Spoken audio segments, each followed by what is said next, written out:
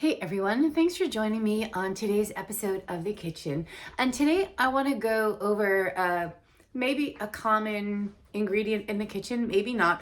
You probably do have some vinegar, but maybe you have or do not have your apple cider vinegar. So a lot of times I get questions about apple cider vinegar, and I wanted to go over this because my daughter and I were gargling with this apple cider vinegar last night because we both had a little bit of a sore throat. So I'll tell you a story of years ago, and I was working in New York City, and one of the restaurants I was waiting tables at, Luther Vandross was a fairly regular client there. And at the time, I was also working on voiceovers. I did a lot of work in voiceovers. And so my voice was really important to me. If I didn't have a solid voice, then I couldn't audition. I couldn't get other work outside of waiting tables, which was the goal. And additionally, that was, in the 90s, and I was teaching aerobics. I did not like the whole microphone situation. And so I would teach my aerobics classes just belting it out from my gut, and occasionally my throat would be a little bit hoarse, which was actually a little beneficial because in the 90s, commercial and voiceover was really kind of this sultry and kind of scratchy, throaty voice, and that's what they were looking for. So sometimes I overdid it.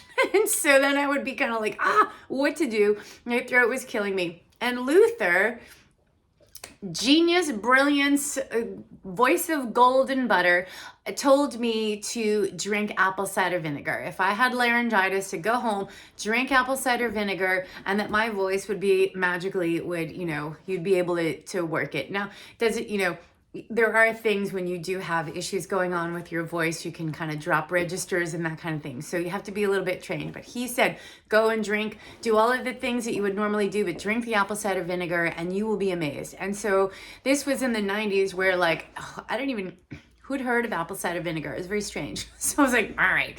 So I went and I got some and it worked. And I was like, whoa. And so ever since then, I was like, Luther hooked me up with the best advice ever. And so now apple cider vinegar, it's a little bit more popularity for a whole bunch of different things. I get this one, and if you can see, I kind of just go here. There are all these things floating in it that a lot of people are like, ooh, what is that?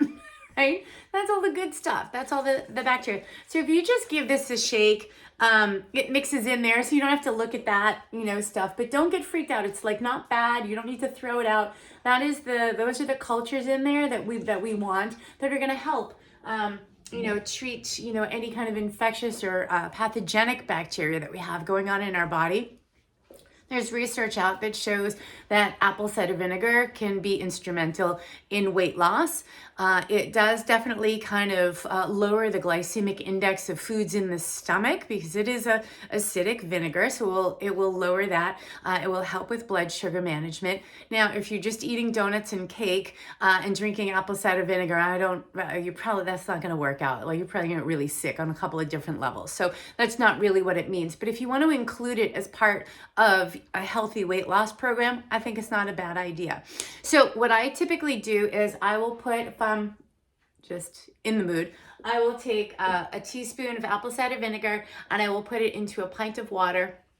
And I will drink that pint of water, and it's kind of two birds, one stone. I'm getting in apple cider vinegar first thing in the morning. It's going to increase my metabolism a little bit, and I'm also hydrating myself with 16 ounces of water right off of the bat. So I like that. But then when we come into these throat issues and things are not going well, I gargle with a tablespoon of the apple cider vinegar and maybe three ounces, three or 4 ounces of water just to kind of dilute it. It's vinegar. It's vinegar. It's a weak acid. So I do put it with a little bit of water and then gargle with that. Typically, I immediately feel a difference after doing so. My daughter made a video. If you ever see it, it's hilarious because we're laughing at each other while gargling. And so it took a different turn than this video would. But anyway, In addition to gargling with this or drinking with this, you could also make a dressing. So usually you can use any kind of vinegars that you want. So straight up vinegar and oils can be a nice salad dressing, so you don't need to incorporate all the sugars and the preservatives and chemicals in store-bought dressings. The typical ratio for an oil and vinegar dressing would be 1 cup of oil to a half a cup of vinegar. And you can use virgin olive oil, any, avocado oil, whatever kind of oil you feel like you want to use, that's fine. And then you can kind of change. Growing up, my mom always used red wine vinegar for our salad dressing. So I kind of like that. But I also do like the apple cider vinegar as a little bit of a change, and it has some extra health benefits, so it has some extra flavors. You can additionally add some seasonings to that if you want to have like an Italian style. You might want to add some oregano and paprika and some garlic to that dressing. It would be yummy and delicious. So there's a couple of different uses for apple cider vinegar in the kitchen that can promote health and be really good for you depending on what's going on. I'm sure there's a whole host of other uses for apple cider vinegar. Do remember that, a little bit is great and too much, not so great. And that goes for most anything. Don't overdo it. More is not always better.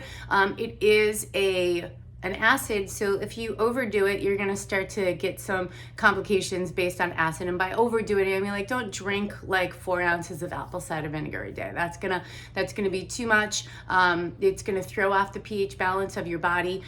So when we have it in just small amounts, like we're doing, like whether it's in dressings or just gargling with it, or just drinking like a tablespoon in the morning, that can kind of help reset our pH, because usually we're a little bit more on the alkaline side, and so this can kind of balance stuff out with the vinegar. But again, too much in either direction on that scale is not going to work out for us. So enjoy. Let me know if you decide to make any interesting dressings with the apple cider vinegar, and thank you again for joining me on this episode of The Kitchen.